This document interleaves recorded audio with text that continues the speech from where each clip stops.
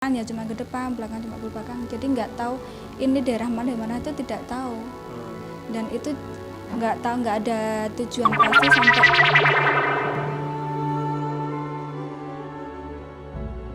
Perkenalan Surti dengan Paijo terjadi pada bulan Mei tahun 2005 lalu. Bekti, salah seorang teman Surti, adalah orang yang mempertemukan mereka. Berawal dari maksud meminjam uang, tersangka Paijo melancarkan akal liciknya. Dia menakut-nakuti Surti. Kepada Surti, Paijo menyatakan bahwa di sekitar rumah Surti terdapat kekuatan gaib yang sewaktu-waktu bisa mengganggunya. Setelah itu dia bilang kalau rumah saya ada kayak apa ya? Ya mungkin dikatakan tanahnya panas atau gimana kayak gitu. Saya suruh nyari telur, telur ayam kampung. Kemudian dipecahkan di depan halaman 2. Terus udah gitu ya heran saya juga. Ya sekarang ini ya baru ingat kenapa tetangga saya juga nggak ada yang curiga sama sekali atau gimana gitu. Setelah berhasil meyakinkan Surti, Paijo pun mulai mempengaruhi Surti dengan ilmu pelet yang sempat ia pelajari. Jateng bayi nekos jadi jodohku pangeran Ngayomono kelongatan. Habis itu Kus mau? Nggih, purun. Percaya tak percaya, ilmu pelet itu tampak manjur meski tak bisa diterima secara akal sehat.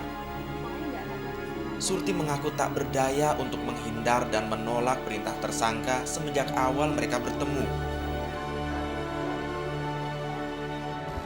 Pokoknya ya selama perjalanan itu saya hanya ngikutin apa keinginannya dia. Kalau jalan ke arah depan ya cuma ke depan, belakang cuma ke belakang. Jadi nggak tahu ini daerah mana itu tidak tahu. Dan itu nggak ada tujuan pasti sampai kok tahu-tahu sudah sampai Solo. Selama 5 bulan, Surti mengaku tak sadar saat tersangka membawa dirinya berjalan dari satu daerah ke daerah lainnya. Semuanya ditempuh dengan berjalan kaki. Selama perjalanan tak tentu arah itu, di antara sadar dan tidak, korban masih bisa mengingat perbuatan tersangka Paijo yang menodai dirinya. Pihak kepolisian Polres Bantul sempat dibuat pusing 7 keliling selama 5 bulan lebih sebelum akhirnya berhasil menemukan keduanya berkat informasi yang disampaikan masyarakat. Paijo dan Surti ditemukan tengah berjalan kaki di daerah Kulon Progo, Jawa Tengah. Polisi juga melihat adanya keanehan pada diri Surti saat pertama kali menemukannya.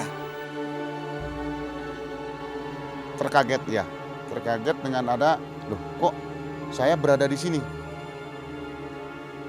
Kok lihat si laki ini kok tua sekali?